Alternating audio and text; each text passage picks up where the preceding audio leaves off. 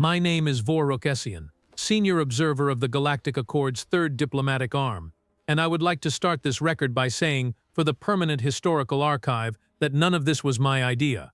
I want that written down, clearly, with full punctuation, because when historians eventually look back at the day humanity sat across from us at a diplomatic table and made 47 different species collectively question their own intelligence, I do not want my name attached to the decision that invited them there. That honor, if we are calling it an honor, belongs to High Consul Braille Khan. Braille Khan, who in the 42nd cycle of his leadership decided with full confidence and zero foresight that humans were, quote, a manageable species with limited cognitive complexity and a charming inability to recognize threats until it is far too late. Yes, he said that, out loud, to a room full of senior observers who should have known better than to nod along. I did not nod. For the record, I did not nod. I stood in the back of the chamber with my secondary set of eyes fully open and my primary set already bracing for whatever catastrophe Braille Kuhn was about to enthusiastically walk us into. And catastrophe, as it turned out, was not even a strong enough word. But we will get there, because before we get to the catastrophe, we need to talk about the preparation. We need to talk about what the Accord spent 3 full cycles doing before the humans ever set foot on our station. We need to talk about the meetings, the reports, the projections, the models, and the absolutely stunning confidence we had in those models. All of which I will now tell you were wrong. Spectacularly, historically, almost impressively wrong. But again, we will get there. The Galactic Accord had been watching humanity for approximately 200 of their years before we made formal contact. 200 years of observation satellites, of deep-range scanners, of linguistic databases, and behavioral catalogs. We had files on humanity that were, by volume, larger than the files we had on species we had been in contact with for millennia. We knew their languages, all of them, including the ones they themselves had stopped using. We knew their biology, their reproductive cycles, their dietary requirements, their average sleep patterns. We knew which regions of their planet had the best mineral deposits. We knew the structural composition of their orbital defense platforms, which, honestly, were not very impressive, but they had built them fast, and that had earned a footnote in the threat assessment. We knew their political systems, their economic systems, and perhaps most critically, we knew their games. This last part was considered the most important intelligence of all. Games, you see, are how civilizations reveal themselves. Strip away the diplomacy, the posturing, the carefully worded treaties, and what you are left with is how a species plays, how they win, how they lose, what they value, what they sacrifice. A species that plays games of perfect information, games where every move is visible and every consequence is calculable, is a species that prizes logic, order, and transparency. A species that plays games of hidden information, of bluffing, of calculated deception, is something else entirely. Humanity, we noted with great satisfaction, played both types. They played their chess, which we recognized immediately as a near-identical variant of Zhenri, a logic game common across 12 galactic civilizations. They played it well, actually. Their grandmasters were genuinely impressive by any measurable standard. We had fed their recorded games into our predictive modeling systems, and found that their top players operated at roughly 73% of what we considered peak strategic efficiency for a pre-contact species. 73% was quite good. 73% was, in fact, higher than the Draevic had managed when we first contacted them, and the Draevic now held 4 seats on the Accord's High Council. So there was optimism. There was genuine optimism. Braille Kuhn, who was not the kind of man to let an opportunity for optimism pass him by without squeezing it dry, stood before the full diplomatic assembly and announced that humanity was ready for formal integration talks, that we would invite a human delegation to Station Voreth, that we would assess them using the standard cognitive benchmarking protocol, which, in simple terms, meant we would challenge them to a game of Zhenri and observe how they played. The theory was elegant. Almost everything about it was elegant. You sit across from a new species, you play a game they already understand, and in 60 moves or less you know exactly what kind of minds you are dealing with. Braille Khan called it a dignified, measured introduction. I called it, privately, from the back of the chamber where I stood with my secondary eyes open, a remarkable underestimation of a species that had invented something called poker, and somehow failed to mention it in any of the behavioral reports. The human delegation arrived on Station Voreth on what they referred to as a Tuesday. I do not know why they insisted on specifying this. The concept of a Tuesday has no relevance in deep space, and yet the lead of their delegation, a woman named Captain Dara Ose, stated it plainly upon boarding, as though we should mark it somewhere important. "It is a Tuesday," she said, stepping off the transit shuttle with the kind of calm that should have alarmed someone. "We always arrive on Tuesdays." She was a tall human, dark-skinned, with very short hair and eyes the color of aged copper. She wore a uniform that was, by human standards, formal. By galactic standards, it looked like something our maintenance crews wore when repairing ventilation systems, but she wore it like it was armor, and that, I noted in my personal log, was the first interesting thing about her. Behind her came 4 others. Sergeant Yusuf Tan, who was built like a creature designed specifically to move heavy objects and who smiled constantly in a way that our behavioral analysts later described as either deeply reassuring or profoundly unsettling.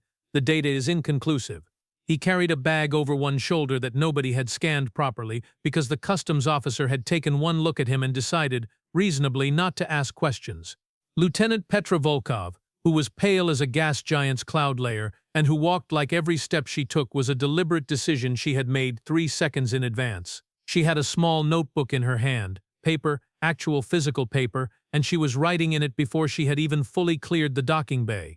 Dr. Amara Sule, the delegation's chief medical officer, who smiled at absolutely everything, including the airlock warning signs, and who asked within 4 minutes of arriving whether our station had a kitchen she could borrow because she had brought ingredients. And finally there was Corporal Rovi Drex, the youngest of the group, who looked around the station with an expression of such open, delighted curiosity that 3 of our junior observers temporarily forgot their protocols and just watched him watch things. These were humanity's representatives. These were the 5 minds that the Accord would be formally assessing.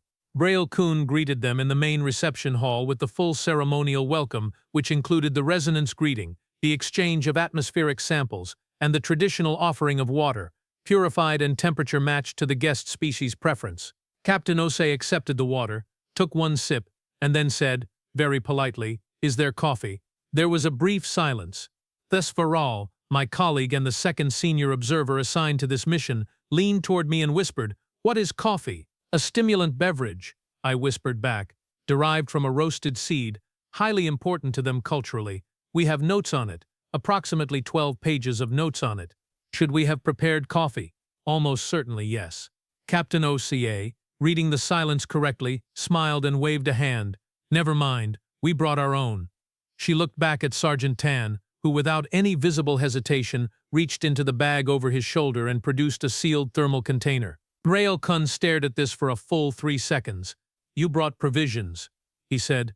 "We always bring provisions," Captain Ose replied, which raised a question nobody had thought to ask, which was, always, as in this is a consistent human policy, or always, as in this specific group of humans had been burned before and had learned from it. The answer, I suspected, was both. The first day was orientation. The second day was cultural exchange, which mostly involved us explaining the Accord's history and humanity, nodding along while Lieutenant Volkov filled approximately 40 pages of her notebook and Dr. Sule asked if she could take small samples of the food we provided for nutritional analysis purposes. The Zhenri match was scheduled for the 3rd day. On the evening of the 2nd day, Thes Varal and I were in the observation suite reviewing the behavioral data we had collected so far, and it was, by any reasonable measure, confusing. "They are very calm," Thes said, scrolling through the biometric readings. "Yes," I agreed. "Their cortisol equivalents are low. Their sleep cycles have been regular. Their social cohesion metrics are high." "Yes, Vorik." Thes turned to look at me. "We put them in a room overnight that was, by our standards, quite uncomfortable. The temperature was 3 degrees lower than optimal for their biology. The ambient sound frequency was slightly outside their preferred range, and the lighting was calibrated to a spectrum they find subtly disorienting. Standard discomfort assessment protocol. I know. They slept fine. I know. Dr. Sula apparently fixed the lighting herself using something from her medical kit, and then she made food for the whole group, and then they played a card game." I looked at Thes. "What kind of card game?" Thes checked the notes. "The surveillance was limited. We could only observe, not fully identify. But the game involved cards, chips of some kind they had brought with them, and at several points someone laughing very loudly, followed by someone else making a sound our audio systems classified as either appreciation or mild threat." I thought about this for a moment. "Did you pull the behavioral analysis on that?" "I did." Thas pulled up a chart. The system flagged it as inconclusive, and then, unusually, flagged the flag itself as inconclusive. Our analysis system flagged its own analysis. Yes. There was a long quiet between us. Thas, I said carefully. Have you read the poker reports? Hathis was quiet for a moment. I skimmed them. Go back and read them properly. The Zhenri Hall on Station Vordaeth was, if I say so myself, magnificent. It had been constructed specifically for these kinds of formal cognitive assessments. The table was a perfect circle of polished dark material, inlaid with the board pattern in contrasting light stone. The pieces were carved from material we had imported specifically because it caught light beautifully. The chairs were ergonomically calibrated for multiple species, adjusted in advance for human dimensions. Every detail had been considered. Every contingency had been planned. When Captain Osei walked into the Zhenri Hall on the morning of the third day and looked at the table, she did not say what everyone expected her to say. She did not say, "How beautiful," or "This is remarkable," or even, "I understand how to play this." She said, "Okay, but can we talk about the rules first?" Braille Kun, seated at the head of the observer panel with the full confidence of someone who had never been surprised in his life and therefore had no immune system for it, nodded graciously. Of course, Zhenri is a game of complete information. Every piece, every possible move, every outcome of every sequence is visible to both players at all times. There are no hidden elements. Victory comes from superior calculation and strategic foresight. Captain Osei listened to this. Then she looked at Sergeant Tan. Then she looked at Lieutenant Volkov. Then she looked back at Braille Kun. Complete information, she said. So both players can see everything. Correct. And the winner is whoever calculates better. In simplified terms, yes.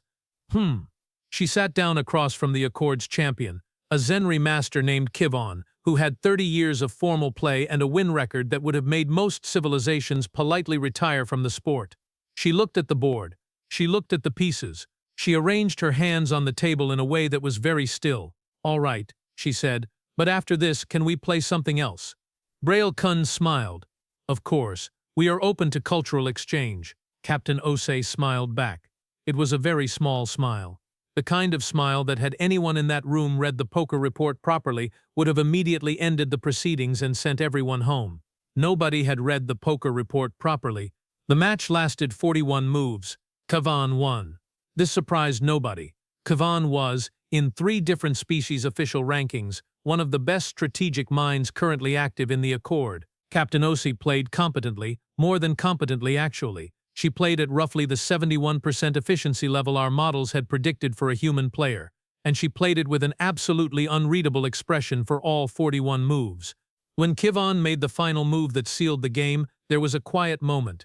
Then Captain Osei sat back in her chair, looked at the board and said, "Good game." Kivon, who was a gracious champion, inclined his head. "You played with considerable discipline. I played like I knew exactly how it was going to end," Captain Osei said pleasantly. "Which I did, from about move 12. Everyone in the room paused. Kivon tilted his head. "You knew you would lose from move 12? "I knew how the game worked from move 12, she said, which was a slightly different answer and one that nobody at the time caught the difference in. In complete information games, once you have enough data on your opponent's decision patterns, you can model the rest of the game pretty accurately. "That is correct," Kivon said slowly. "That is precisely correct." "Yeah." She looked at Braille Kun.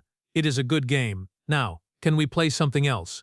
Braille Kun, still glowing from the entirely expected outcome of a match that had proven exactly what his reports had told him it would prove, spread his hands generously. "What did you have in mind?" Captain Osei turned to Sergeant Tan. Sergeant Tan, who had been sitting in the observation row this entire time with the large bag still on the floor beside him, smiled the smile that the behavioral analysts had classified as either deeply reassuring or profoundly unsettling. He reached into the bag. He produced a deck of cards. "Now, let me be clear about something. We had reports on poker. The Accord's intelligence division had catalogued it, had noted its existence, had included it in the broader category of human games involving incomplete information and psychological manipulation, along with dozens of other variants. The report had been filed. The report had been read. The report had been read. What the report said, in the sections that nobody had apparently absorbed, was this: poker is not a card game. That is not what it is. That is what it looks like from the outside. From the outside, it is a card game with betting and turns and a winner. From the inside, from the perspective of someone who has spent years studying it, it is a multi-layered psychological operation disguised as a leisure activity, in which the cards themselves are almost secondary to the performance being conducted by every person at the table. In poker, you do not win with the best hand. You win with the best story. You win by making every other player at the table believe a story, or disbelieve one, or be uncertain enough about which story is true that they make the wrong decision. You win by controlling what other people know, and more importantly what they think they know, and even more importantly what they think you think they know. It was, the report noted in its final paragraph, a game that rewards deception at an architectural level, not as a strategy but as the fundamental operating principle. The report then noted in a footnote that humanity's best poker players were considered by other humans to be among the most psychologically sophisticated operators their species had ever produced, and that the game had historically been used in situations of genuine high-stakes negotiation as a substitute for formal diplomacy, because, quote, it reveals things that people would otherwise spend years hiding. That footnote, that single, unremarkable, underlined footnote, would have saved us approximately everything that happened next. Sergeant Tan set the deck of cards on the table. He set it down gently, the way you set something down when you have carried it a long way and you are very glad to finally put it somewhere. Poker, said Captain Osei to the room. Braille Kun looked at the cards. He looked at his panel. He looked at Kivon, who was still sitting across from where the captain had been, now looking at the deck with an expression that was either professional interest or the first very early warning sign of personal doom. A human card game, Braille Kun said. A human card game, the captain confirmed. 5 players per side. You pick yours, we have ours. Simple rules, I will explain them. It will not take long. The stakes are symbolic. We brought chips, nothing of material value. Sergeant Tan reached into the bag again. He produced chips, a great many chips in different colors, in neat stacks, wrapped with rubber bands. The amount of preparation represented by those stacks of chips should have been the clearest possible signal in the history of interspecies relations. It was not treated as a signal. It was treated as charming. Braille Kun smiled, the smile of a man who was about to be outplayed at something he did not realize was a game yet. We accept. And somewhere behind me, I heard Thess make a very quiet sound that I am fairly certain was the first noise in Accord history that could be accurately described as a whimper. Captain Osei explained the rules. She explained them slowly, clearly, and with a patience that was, in retrospect, a performance in itself, because every word she used to make the game sound simple was also, simultaneously, making sure we understood exactly enough to sit down at the table and exactly not enough to understand what we were sitting down into. Texas Hold'em. 2 whole cards per player. Hidden. Face down. 5 community cards on the table. Best 5-card hand wins the round. Players bet with chips. Players can fold, call, raise, or check. Rounds continue until all but one player folds or the hands are revealed. Simple, clear, easy. Braille Kun selected his 5 players. Kivon, because he was the obvious logical choice. Thos Viral, because she was senior and capable. 2 junior observers named Brint and Voss, who were both excellent strategic thinkers. And in a decision I will not forgive him for as long as I have functioning neural clusters, he selected me. I tried to object. I did object. I said clearly out loud, in the middle of the briefing room before the game started, I do not think this is a good idea. Braille Kun said, Voruk, you are our most experienced observer of human behavior. If anyone at this table should be able to read them, it is you. He was not wrong about that. What he was wrong about was what reading them would be worth. We sat down at the table. The Accord's 5, Kivon, Thess Viral, Brint, Voss, and myself. The humans 5, Captain Osei, Sergeant Tan, Lieutenant Volkov, Dr. Sule, and Corporal Drex. Sergeant Tan dealt the cards with the fluid ease of someone who had done this 10,000 times. The cards moved through his hands like they belonged there, like they had grown there, like they had never belonged anywhere else in the universe. I looked at my 2 cards. I will not tell you what they were. It does not matter. What matters is that I looked at them. I processed them using every cognitive tool available to me, and I looked up at the humans across the table, and not one of them looked the same. That was the first truly unnerving thing. In Zhenri, you can observe a player's expression shift in response to the board. You can track when they become more or less confident. There is a logic to it, a map. Information reaches them, they process it, their physiology responds. Here, There was nothing. There was nothing where something should have been. Captain Osei had the same expression she had walked in with, the one I had been cataloging for 3 days.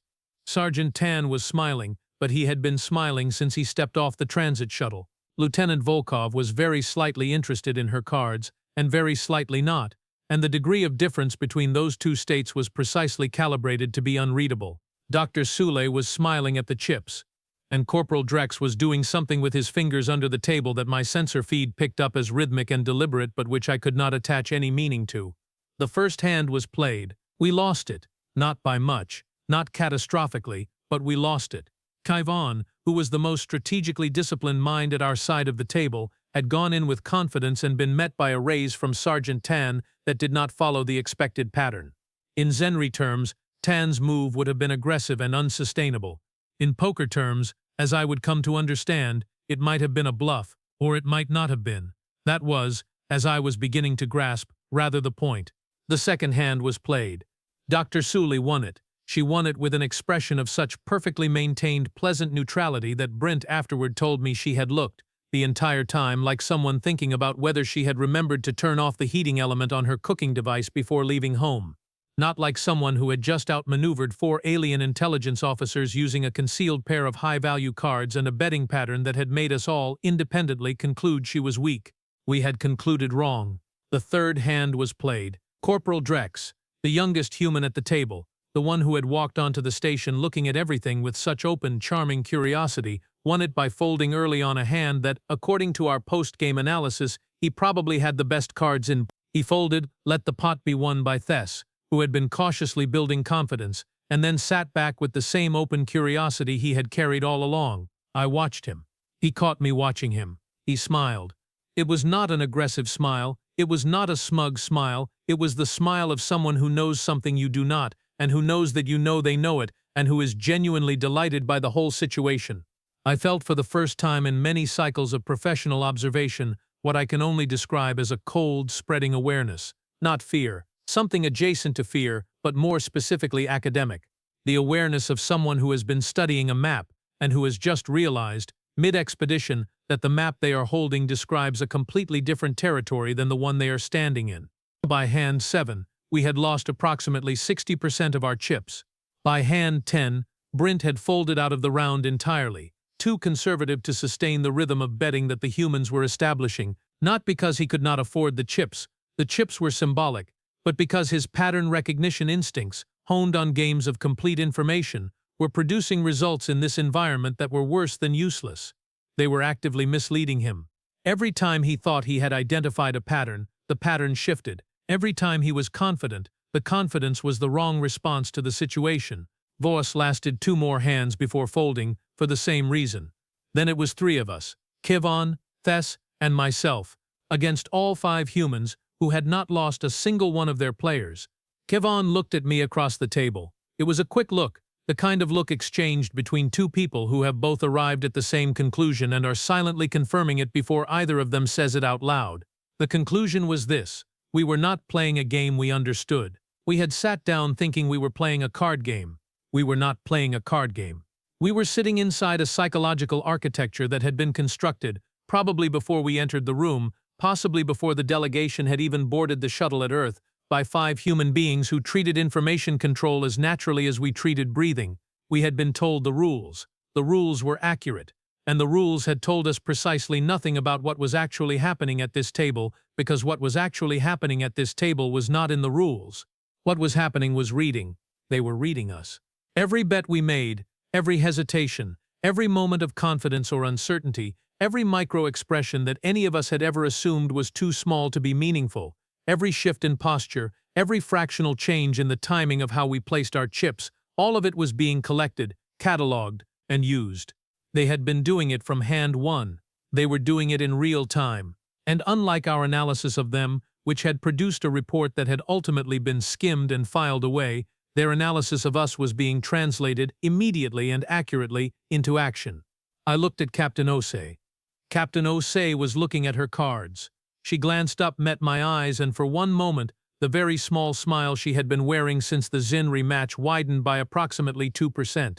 2%. And somehow that 2% communicated everything. It said yes. Yes, we have been doing exactly what you think we have been doing. Yes, we knew we would lose the Zhenri match before it started. Yes, this was always what we wanted to play. Yes, we brought chips. Yes, Yusuf has been smiling since the docking bay. Yes, Petra's notebook, which you assumed was cultural documentation, was actually a very different kind of notes. Yes. You invited us here to assess us. We accept the terms. Hand 13. Kivon went in with everything, all remaining chips. He had calculated correctly by every metric available to him that he had the strongest possible hand given the visible community cards on the table. It was not a bluff. It was by any logical analysis of a game of perfect information, the correct move. Sergeant Tan met the bet without hesitation. The cards went down. Sergeant Tan had a hand that was by every technical measure weaker than Kivon's, and yet he had bet everything on it. There was a silence. Kivon stared at the cards. Then he looked at Tan. Tan was still smiling, the smile that the analysts could not classify.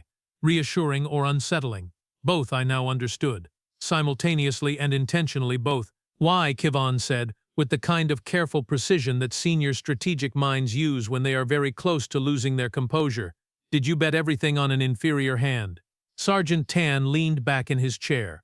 He thought about this for a moment in a way that suggested he had been thinking about how to answer this exact question for quite some time and was now enjoying having the opportunity to actually say it. Because, he said, I was not betting on my hand. Kivon waited. I was betting on yours. Another silence. The Thess made the same quiet sound she had made in the observation suite the night before. The one that belonged in no official record but that perfectly described the moment when an academic understanding becomes a lived experience. You did not need a strong hand, I said slowly. Not to Tan specifically, but to the table, to the moment, to the 3 days of observation and the 41 pages of behavioral reports and the skimmed poker file and everything that had built into this specific, clarifying instant. You needed us to believe you had one. Sergeant Tan pointed at me. There it is, he said. That is the game. Thessa folded shortly after. I lasted 3 more hands on stubbornness alone, which is not a strategy but is, I will note, a very human one, and perhaps by that point I was picking things up by proximity. When I folded, Captain Osei sat back in her chair, picked up her coffee from the thermal container at her elbow, took a sip, and looked at me with an expression that was not triumphant, and was not unkind, and was not gloating. It was, I think, the expression of someone who has proved a point they felt needed to be proved, and is now very willing to move past it. Good game, she said. It was exactly what she had said after Kivon beat her at Zhenri. The same words, the same tone, the same pleasantness, and yet it meant something completely different in every possible way. That evening, I sat in the observation suite and wrote a report. Not the official one. That would come later with appropriate diplomatic language and carefully weighted conclusions and the kind of phrasing designed to make a catastrophic underestimation sound like a productive learning experience. This was my personal log. In my personal log, I wrote the following. The humans lost at Zhenri with full awareness that they would lose. They played a game of complete information against our best mind and, at move 12, they knew the outcome. They completed the game graciously, absorbing information the entire time, and they then invited us into a game of incomplete information on the assumption, which proved correct, that we were not prepared for it. They did not cheat. They followed every rule they explained. They played within the structure they established. They simply played a different game inside that structure than the one we believed we were playing. We study them. They study us. Studying them. They use the study to play the game. We use the game to assess them. They use the assessment to win the game. I stopped writing for a moment. Then I added, the sergeant brought pre-prepared chips in a bag. He brought a thermal container of coffee. The doctor brought cooking ingredients. The lieutenant brought paper and a pen. They came prepared for every possible contingency we could create for them, and several we had not thought to create. They did not come here to pass our assessment. They came here with their own agenda. I am not yet certain what that agenda is, but I am, for the first time in this assignment, genuinely curious to find out. I closed the log. Through the observation window, Station Vorthak hummed along in the dark of space, and somewhere in the guest quarters I was quite sure the humans were already playing the next game. Whatever it was. Whatever the rules were. Whatever they were actually for. I was already losing. The official designation for the human delegation's visit to Station Vorith was, as filed with the Galactic Accord's Department of Integration Affairs, a preliminary cognitive and cultural assessment of species designation H7, otherwise known as humanity, otherwise known as the people who brought their own coffee and proceeded to dismantle 47 civilizations' collective confidence in approximately 72 hours. We stopped calling it an assessment on the morning of the fourth day. Braille-kun stopped calling it an assessment. He did not announce this. He did not hold a meeting. He did not file a revised designation with the Department of Integration Affairs. He simply walked into the briefing room that morning, sat down at the head of the table, looked at the poker report that someone, finally, had printed and placed in front of him overnight, and he was quiet for a very long time. The poker report was 43 pages. The footnote I have already mentioned was on page 41. Braille-kun read all 43 pages. I know because I watched him through the window. It took approximately 90 minutes, which, given that he is capable of processing standard documentation at approximately 300 words per minute, suggests he was not simply reading it. He was sitting with it. He was doing the thing that Tess had called, the night before, with the specific kind of exhaustion that comes after prolonged, unexpected humiliation, the painful exercise of retroactive understanding. When he looked up from the report, he looked at me, because I was the one standing outside the window, because of course I was. He did not say anything. I did not say anything either, because what was there to say, I had told him, not in those exact words, not with the specific foreknowledge of what would happen, but I had stood at the back of the chamber when he announced this mission, and I had kept both sets of eyes open, and I had not nodded. The look between us lasted about 4 seconds, and then Braille-kun looked back at the report, and I walked away to go find out what the humans had planned for today. As it turned out, they had planned quite a lot. Dr. Amara Suli had in fact borrowed the kitchen. I discovered this because the ventilation system on Station Vorthak is thorough and efficient and connected to every section of the station, and what was moving through it at 800 hours on the fourth morning was a smell that our atmospheric sensors classified as, quote, complex organic compound combination, source unknown, non-toxic, recommendation monitor for crew behavioral effects. The behavioral effects were immediate. 3 of our junior officers followed their olfactory systems to the kitchen door without any apparent conscious decision to do so. They stood outside it for approximately 6 minutes before realizing they were standing outside a kitchen door. Then they stood there for 3 more minutes because leaving felt, apparently, like the wrong thing to do. Inside the kitchen, Dr. Suli was cooking. She was cooking something she called, when Tess eventually went to formally inquire, a big pot of stew for everyone, because we have had a long few days and hot food helps. Phyllis came back to the observation suite and looked at me with an expression I had not seen on her face in 12 cycles of working together.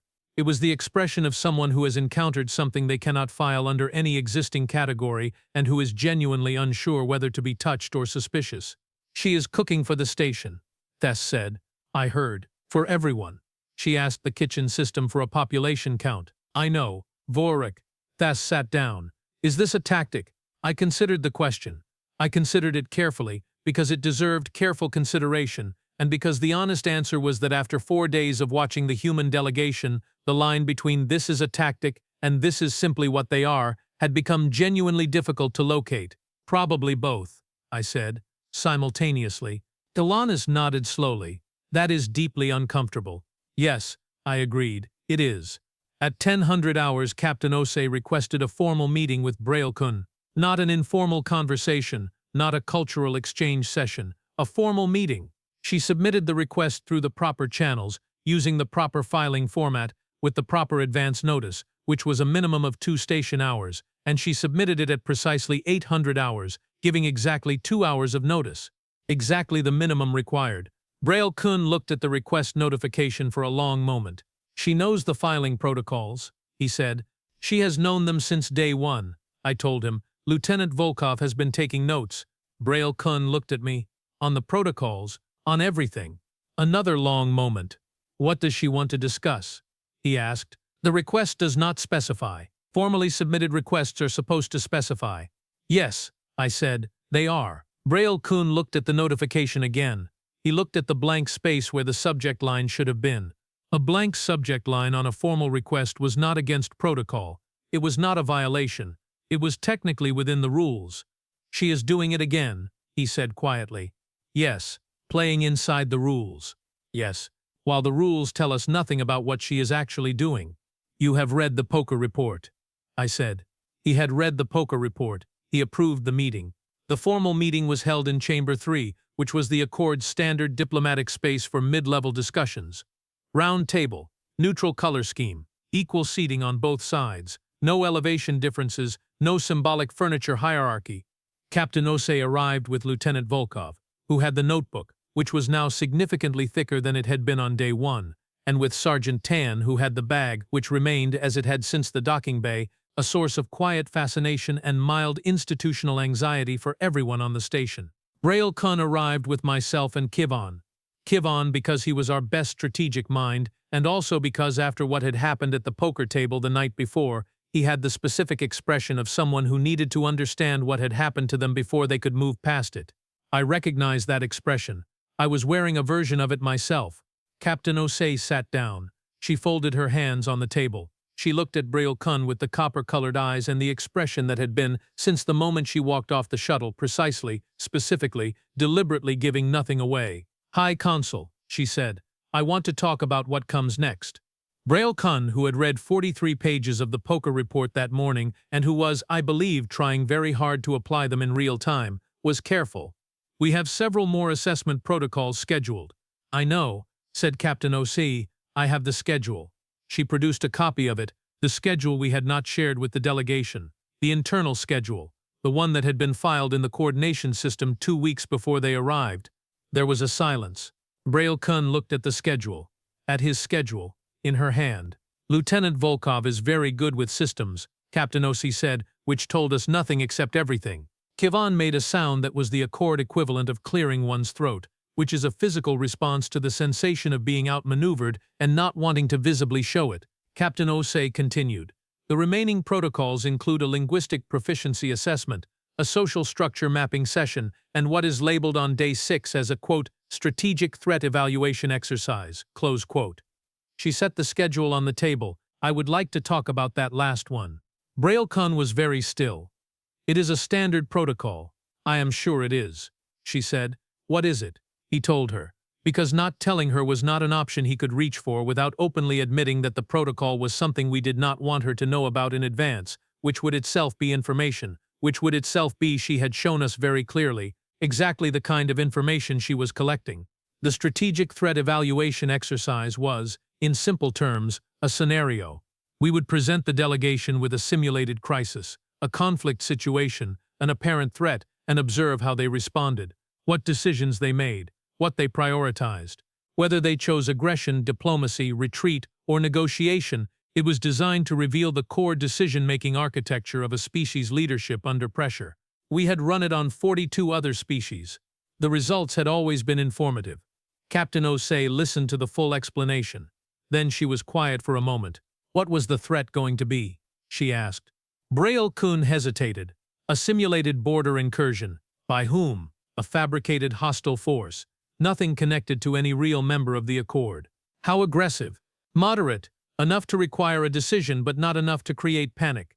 She nodded slowly. "And you were going to observe how we handled it." "Correct. And you would use that to assess our threat profile." "In simplified terms, yes." Captain Osei unfolded her hands. She looked at the table for a moment, then back up at Braille Kun, and for the first time since she had arrived on the station, something shifted in her expression. Not much. Not dramatically. But something moved behind those copper eyes that was, I recognized with a jolt of academic alarm, the precursor to what humans displayed when they were about to say something they found genuinely interesting. "High Consul," she said, "what if I told you that we already ran the scenario ourselves, last night, in our quarters?" The silence that followed was the kind that has mass. "You," Braille Kun said, "ran the scenario. Sergeant Tan ran it. He is quite good at threat modeling. We used the station's public information feeds to construct a plausible border incursion scenario involving the Accord's known territorial boundaries and the 3 most likely vectors of external pressure based on the political data that is available in the Accord's open diplomatic archives." She paused. "Then we ran it 4 times, with different variables, and we discussed our responses." Kivon looked at me. It was the same look as the poker table, the confirmation look, the look that said, "Yes, we have both arrived at the same place. We have both understood the same thing." They had not waited for the assessment. They had assessed themselves, first, so that when we ran it they would already know what their responses looked like from the outside. They would already know which responses read as aggressive, which read as diplomatic, which read as strategic, and which read as the kind of calm that is indistinguishable from either supreme confidence or complete indifference to consequence. They had preloaded the scenario. They were going to walk into our assessment exercise having already decided, deliberately and consciously, exactly what picture they wanted to show us. I wrote in my personal log that evening, the question of whether we are assessing them or they are assessing us has resolved. We are assessing them. They are constructing the thing we assess. Braille Kun asked Captain Osei after a pause that lasted long enough to become architecturally significant why she was telling him this. She said, "Because we are not here to fool you." He waited. "We are here," she said, "because you invited us. And the invitation was conditional on this process, and we respect the process. We just also prepared for it, thoroughly." She picked up her coffee. "We want to be in the Accord. We think it would be mutually beneficial. We are not trying to trick our way in. We are trying to show you that we are worth having. By demonstrating that you already know what we are looking for. By demonstrating that we pay attention." Another silence. "That is," Kivon said slowly, "a very specific kind of intelligence." "It is the only kind we have," Captain Osei said, and for the first time there was something in her voice that was not performance, something that sat underneath the composure and the prepared answers and the copper calm, something that was, if I had to name it with a single word, which I was reluctant to do because single words are dangerous things in behavioral analysis, honest. "It is the only kind we have ever had," she said. "We are not the fastest species. We are not the strongest. We are not the most technologically advanced. Not yet. And we are definitely not the most unified. We are a species that survived on a single planet by paying attention, by watching things that wanted to eat us until we understood how they worked, by watching each other until we understood how we worked, by watching everything around us and using what we saw." She set the coffee down. "We paid attention to the invitation. We paid attention to the protocols. We paid attention to the discomfort calibrations in our quarters on the first night, which, for what it is worth, were interesting but not particularly effective." Braille Kun looked at me. I looked at the middle distance. "We paid attention at the Zhenri table," she continued. "We paid attention at the poker table. We paid attention to every interaction since we arrived, and we have been taking notes, and we have been discussing what we observed, and we have been figuring out what kind of organization the Accord actually is versus what kind it presents itself as." She paused. "We do this. It is what we do. You can call it intelligence gathering, you can call it cultural sensitivity, you can call it being annoying, depending on your perspective, but it is the thing we bring to the table. Quite literally, last night to the table." The room was very quiet. Then Braille Kun said, "What did you conclude?" And Captain Osei said, "About the Accord? That you are genuinely trying to do good things. That you are cautious in a way that looks like arrogance from the outside but is actually something closer to very deep institutional anxiety about making mistakes. That your assessment protocols are not designed to exclude but to protect, because at some point in your history something went wrong with a species you let in too fast, and you have been overcorrecting ever since." Braille Kun's secondary respiratory membranes, which in our species are entirely involuntary, shifted. He did not speak. "We are not going to tell you we know about the Draevic incident," Captain Osei said, "because we know you have not told us about it, and you have your reasons for that. But we know something happened, something that made you build all of these protocols, and we are telling you for the record that we understand why you built them, and we have respected every single one of them, even the ones we were not supposed to know about, even the ones we thought were not very effective, and we would like you to continue the assessment because we would like to pass it." She looked at him directly. "We just want you to know that we know it is an assessment." The silence after that lasted a long time. Sergeant Tan, who had been quiet throughout, shifted in his chair and said, very calmly, as though this were a mild observation and not a statement that detonated quietly in the middle of an already significant conversation, "We thought it would be rude not to mention it. The Draevic incident was classified. It was not public knowledge. It was not in any open diplomatic archive. It was not in any document that anyone outside the highest levels of Accord leadership should have been able to access. After the meeting, I went directly to the station's records office, presented my senior observer credentials, and requested the access logs for the Draevic incident files. The files had not been accessed. Not by the human delegation. Not by Lieutenant Volkov's apparently extraordinary relationship with the station's information systems. Not by anyone outside the standard cleared personnel. They had not read about the Draevic incident. They had inferred it from the patterns of the protocols, from the specific fears embedded in the assessment design, from the shape of the overcorrection that a trauma leaves in the institutions built around it. They had looked at how we behaved and worked backward to what must have happened to make us behave that way. I sat with this information for a while. Then I wrote in my log. They inferred the thing we were most afraid they would find out. They inferred it correctly. They inferred it without any of the data.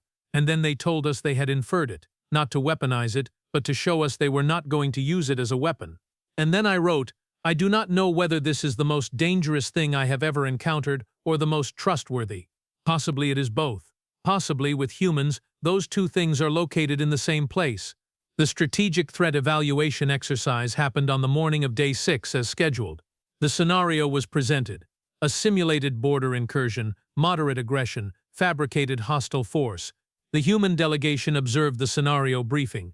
They asked 11 questions, which was 11 more than most delegations asked, all of them precise and specific and revealing, in their precision and specificity, exactly how thoroughly they had already mapped the situation.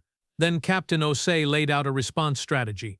It was not aggressive. It was not passive. It was not the diplomatic middle ground that most species defaulted to, which we had privately termed the safe option in our modeling, because it was the option that read as least threatening to us and therefore the one that scored best on our metrics. It was something else. It was simultaneous. She described a response that operated on 3 separate levels at the same time. Defensive posturing that communicated strength without commitment, a back-channeled diplomatic signal that acknowledged the incursion without validating it, and a visible internal mobilization that was calibrated to be observable by the simulated hostile force, but interpretable as either a preparation for defense or a preparation for negotiation, depending on what the hostile force wanted to believe. It was, in other words, a game of incomplete information, applied to geopolitical conflict, applied to a military scenario. Kivon, who was watching from the observer panel, leaned over to me and said quietly, "She is running a poker game."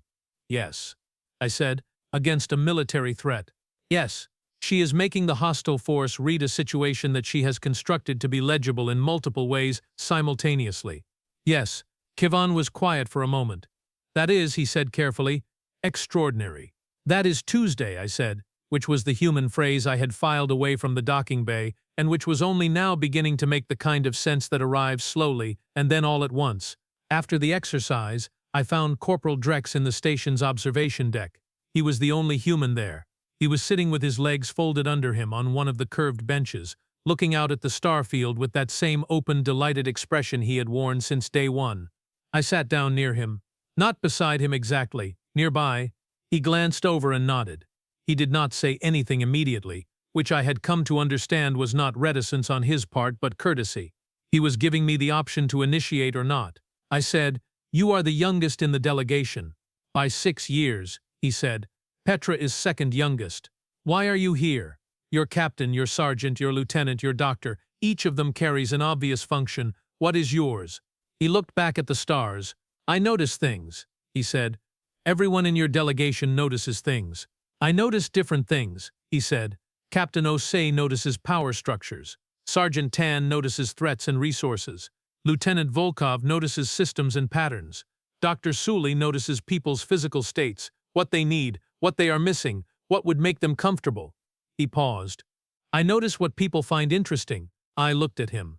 "I watch what catches their attention," he said. "What they look at twice. What they ask about, what they avoid asking about, what makes them lean forward." He turned to look at me. "You, for example, lean forward when the captain says something you did not expect. You have done it 14 times since we arrived. You also stop blinking for approximately 2 seconds when you are integrating new information. You did it 6 times during the poker game and once during the formal meeting this morning." I did not blink for approximately 2 seconds. Corporal Drex's open, delighted expression did not change at all. "You are the observation specialist," I said. "We do not have a formal title for it," he said. "But yes, basically." He looked back at the stars. "The captain says that any operation that does not include someone whose only job is to notice what everyone else is missing is an operation that is already half-blind. That is a very specific philosophy. We learned it the hard way," he said, "which implied a history I did not have the clearance or the context to access, but which I filed nonetheless." We sat quietly for a while. Then Corporal Drex said, "Can I ask you something?" "Yes." "What is the Draevic incident?" I looked at him. He looked back at me with the open curiosity and the patience of someone who has asked a question and is entirely comfortable waiting as long as it takes for an answer. "It is classified," I said. "I know," he said. "That is why I am asking you directly instead of looking for it. I figure if you want us to know, you will tell us, and if you do not, you will tell us that, and either way I will have learned something." I thought about this for a long time. Then I said, "A species was integrated into the Accord approximately 400 years ago. Integration was fast, faster than the protocols of the time required. There were advocates within the Accord who argued the species was ready, that they had passed all observable assessments, that caution was not warranted." Drex listened. "They were not ready," I said. "Not in the way the advocates meant. They were technically capable, strategically sophisticated, socially organized, but they had not, in their own development, resolved a specific internal conflict that the assessment process had not been designed to identify. A conflict that the integration process made worse, not better, by changing the power dynamics they had been organized around." I paused. "It ended badly," I said, "because that was accurate and sufficient, and the specific details were still classified." Drex nodded slowly. "And the protocols were built after that. The protocols were built to make sure it could not happen again. And the protocols test for all the things you wish you had tested for back then. Yes. But not necessarily for whatever you actually missed." I looked at him. He was not being provocative. His expression was the same it always was. The open, interested expression of someone who is genuinely following a thread. "No," I said, "that is exactly right. The protocols test for what we thought we missed. Whether we correctly identified what we missed is a different question." He said, in a way that suggested he was going to think about that for a while and probably discuss it with Lieutenant Volkov later, and the notebook was going to get several more pages. We sat with the stars for a while longer. Then Drex said, "For what it is worth, we have the same problem. We build better versions of whatever went wrong last time. And sometimes that helps. And sometimes the next thing is not the same shape as the last thing." "Yes," I said. "Does not stop you building the protocols, though." "No," I said, "it does not." He nodded. "No," he agreed quietly, "it does not." Day 7 was unscheduled. This was, technically, a mistake in the coordination office, an administrative gap between the final protocol session and the closing diplomatic reception. A 26-hour window in which the assessment was complete, but the formal proceedings had not yet concluded. In practice, what this meant was that the human delegation had a free day on Station Vorthak. I want you to understand what happened with that free day, because what happened with that free day was in the full body of events that I will be filing with the Accord's historical archive, probably the most consequential thing that happened during the entire visit. What happened was nothing. And everything. Sergeant Tan found the station's exercise facility and spent 3 hours in it, after which he apparently gave an impromptu strength conditioning session to 7 junior officers who had gathered to watch and been invited to participate. The session involved things our junior officers had never done with their bodies before and found, apparently, both grueling and exhilarating, and by the end of it, Tan was laughing, and they were laughing, and 3 of them asked if they could do it again tomorrow. Lieutenant Volkov sat in the station's library and read. She read from the Open Access Accord historical archives for 6 hours. She took notes. She asked the librarian, a quiet and excellent administrator named Fiendas, if there were any restricted sections she could apply to access, and Fiendas told her the application process, and Volkov filed the application immediately and correctly, and then went back to reading what was available. Dr. Sully spent the morning in the kitchen finishing what she had started 2 days before, and the resulting food went to the crew dining hall, and the crew dining hall had, according to the attendance logs, approximately 3 times its usual occupancy that meal period. Corporal Drex walked the entire station, every corridor, every public space. He walked slowly, looked at everything and talked to whoever would talk to him, which turned out to be nearly everyone he encountered, because he had the specific quality of making whoever he was talking to feel that what they were saying was the most interesting thing currently happening in this sector of space. And Captain Osei went to find Braille Kun. I only know what happened in that conversation because I asked Braille Kun about it afterward, and he told me, which is itself something I did not anticipate, because Braille Kun is not a man who discusses his private conversations with senior observers without reason. He told me because I think he needed to tell someone, and I was the one who had stood at the back of the chamber with both sets of eyes open. Captain Osi went to Braille Kuhn's office. She knocked. She was invited in. She sat across from him in the chair that visiting officials usually occupy, and she looked at him with the copper eyes and she said, "I want to tell you something off the record." Braille Kuhn said, "There is no such thing as off the record during a formal diplomatic visit." She said, "I know, I am asking anyway." He thought about this, then he said, "All right," and she said, "We are scared too." He waited. "Not of you specifically," she said, "not of the Accord. We are scared of the same thing you are scared of moving too fast, of not being ready, of being let in before we have sorted out the things that need sorting, and having the new context make everything worse." She looked at him steadily. "We are not a unified species. You know that from the reports. We have conflicts that are centuries old and nowhere near resolved. We have internal divisions that we do not fully understand ourselves. We have done things to each other, in our history and in our recent history, that would not read well in any assessment report, and we know that, and we have not tried to hide it because it is not hideable." Braille Kuhn was quiet. "We want to be here," she said. "We want this, the Accord, the contact, the expansion, all of it. But we do not want it at the cost of bringing our worst problems into a larger arena. We do not want to be the Draevic incident." She paused. "Whatever that is, we do not want to be the thing that breaks a system that took thousands of years to build." Braille Kuhn looked at her for a long time. Then he said, "How do you propose to resolve that tension between wanting to join and not being certain you are ready?" Captain Osi said, "We propose to be honest about it.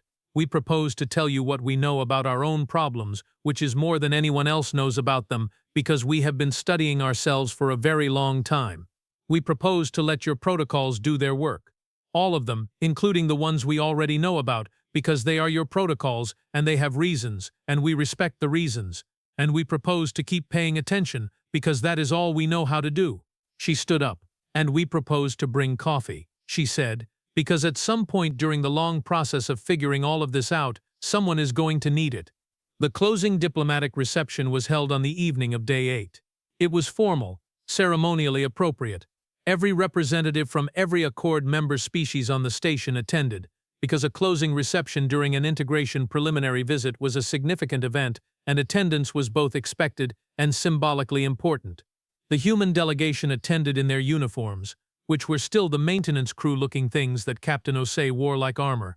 Sergeant Tan wore his with the sleeves rolled up, which was technically a protocol deviation and which nobody said anything about. Lieutenant Volkov had the notebook in a pocket. Dr. Sula arrived slightly late because she had been helping the catering staff with something in the kitchen that I chose not to investigate too closely. Corporal Drex arrived on time and immediately began talking to the first person who made eye contact with him. The reception moved through its formal phases: the exchange of salutations, the sharing of background light, which is a ritual involving the station's ambient lighting being briefly adjusted to represent each member species' home star color, an event that is genuinely beautiful, and that I saw Drex record on a small personal device with an expression of quiet reverence that I filed carefully in my behavioral log. Then the informal portion began. What happened during the informal portion was not on any schedule, not in any protocol, and was, as far as I know, entirely unplanned by the human delegation, which is either true or the most impressive thing they did all week. Sergeant Tan produced the deck of cards. Not with ceremony, not with announcement. He simply sat down at one of the low tables in the reception hall and started shuffling, the way he had in the Zhenri hall, with the ease of someone for whom this was as natural as breathing. 3 junior officers sat down to watch, then 2 more.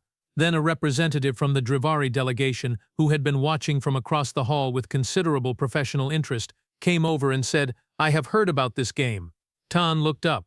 "Do you want to play?" "I would like to observe first." "Pull up a chair," Tan said pleasantly. Captain Osei was across the room talking to Braille Kuhn and 2 High Council representatives who had made the journey to Vorthak specifically for the closing reception, and from where I stood I could see that the conversation was serious and substantive, and that 2 of the 4 people in it were leaning forward, which meant information was happening. Lieutenant Volkov was in a corner with a Draevic archivist, and they were exchanging something. Documents. Physical documents. The archivist had a folder, and Volkov had a page from the notebook, and they were comparing, carefully, something that I was too far away to read. Dr. Sully had found the head of the station's medical division, and they were in conversation that had, from the body language, moved very quickly past pleasantry into something that both of them found genuinely engaging. Corporal Drex was sitting on the floor with 4 children. There are species in the Accord who bring their children to formal receptions. The Yin Sovar, a species of communal breeders who do not have the concept of childcare as separate from community participation, had brought several young ones to the reception, which was normal for them and accommodated by the station. The children, who ranged from approximately 2 to 6 in their species' developmental terms, had found Corporal Drex, or he had found them. The directionality was unclear. What was clear was that all 4 of them were sitting in a circle on the floor of the formal reception hall, and Drex was showing them something with his hands, a game of some kind, shapes made with fingers, and the children were watching with the total absorbed attention that young creatures give to things that are exactly as interesting as they need to be. I watched this from across the room. I thought about the poker report, the 43 pages, the footnote, the 7 days of observation, the notebook and the bag and the coffee and the cooking and the exercise session and the library and the corridors. I thought about what it meant to pay attention as a survival strategy, to watch what was trying to eat you until you understood how it worked, to watch each other until you understood how you worked, to build every cognitive tool available to you around the central practice of observation and inference and information control. I thought about what species you end up with when that is your foundation. When the thing you are best at is knowing what other people know and do not know and want and fear and need. What you end up with, I thought, watching Corporal Drex teach hand shapes to alien children on the floor of a diplomatic reception, is something that is extraordinarily dangerous and, in the same breath, extremely difficult to feel threatened by. Something that can dismantle your assessment protocols from the inside while simultaneously making your junior officers want to do exercise routines and your kitchen staff feel appreciated and your most reserved historian exchange documents in a corner with genuine enthusiasm. Something that can look at your deepest institutional fear, the one you never told them about, infer it from the shape of your behavior, and then tell you they found it not as leverage but as reassurance. Something that plays chess and poker and some finger game with alien children all in the same week and calls all of it the same thing. Paying attention. The official outcome of the preliminary cognitive and cultural assessment of species designation H7 was filed with the Department of Integration Affairs 9 days after the human delegation departed Station Vorath. The document was 47 pages long. It noted that the human delegation had performed within or above predicted parameters on all formal assessment metrics, that they had demonstrated sophisticated strategic reasoning, cross-cultural adaptability, and significant diplomatic aptitude, that they had shown no indicators of the destabilizing tendencies that the post-Draevic protocols were designed to identify. What it did not fully capture, because 47 pages of formal diplomatic language cannot fully capture some things, was the totality of what those 7 days had contained. The poker table and the kitchen and the corridor walks and the children and the footnote and the coffee and the bag, and the very precise smile that appeared on Captain Osei's face when something went exactly the way she had expected it to go. The recommendation was continued engagement, extended observation period, provisional cultural liaison program, not full integration, not yet, but a door opened deliberately in a wall that had been built by fear and was slowly being understood to have been built by the wrong kind of fear. Braille Kun signed the document. He signed it with the expression of a man who has spent 42 cycles believing he understood something and has spent 7 days discovering the specific dimensions of how he was wrong and who has found the experience not entirely unwelcome. On the day they left, I went to the docking bay. I do not know why. It was not in my observer duties. There was nothing to document. The shuttle was loaded. The departure formalities had been completed. The farewells had been exchanged in the proper ceremonial format. I went anyway. Captain Osei was last to board. She stopped at the docking bay entrance and turned, and I was there, which perhaps she expected, or perhaps it was coincidence, or perhaps, knowing what I know about her attention to the positioning of everyone around her at any given moment, it was neither. Voricessian, she said. Captain Osei, I said. She looked at me with the copper eyes. You kept both sets of eyes open the whole week. It was not a question. Yes, I said. She said. So did we. She boarded the shuttle. The docking bay sealed. I stood there for a moment in the quiet of the departure bay, and I thought about complete information games and incomplete information games and the space between them, and I thought about which kind of game we had actually just played, humanity and the Accord, across 8 days and 47 pages and 1 thermal container of coffee. I thought about what Corporal Drex had said on the observation deck, about building better versions of whatever went wrong last time, and about how sometimes the next thing is not the same shape as the last thing. And I thought that whatever came next, whatever the extended observation period produced, whatever the provisional liaison program revealed, whatever the long and complicated business of two very different kinds of intelligence learning to exist in the same galactic structure eventually looked like, at least one thing was certain. They would pay attention. Those paid attention. And he always paid attention. And somehow, despite everything, despite the poker and the protocols and the inferred classified incidents and the notebook that had clearly been more than a notebook from day one, that was the thing I found most reassuring. Not the strategy, not the sophistication, not the 7-level chess game hidden inside a card game hidden inside a diplomatic visit. The paying attention. Because the universe is large and very old and full of things that stopped paying attention and subsequently stopped being things. And humanity had survived this long specifically because they had never once looked away. I filed my personal log. I walked back to the observation suite. And somewhere in the star field behind me, a shuttle carrying 5 humans and a thermal container and a notebook and a deck of cards and one bag whose contents remained only partially documented was already moving toward home, already in the process of being debriefed. Already, I was quite sure, running the next scenario. Whatever game they were playing next. I looked forward to finding out.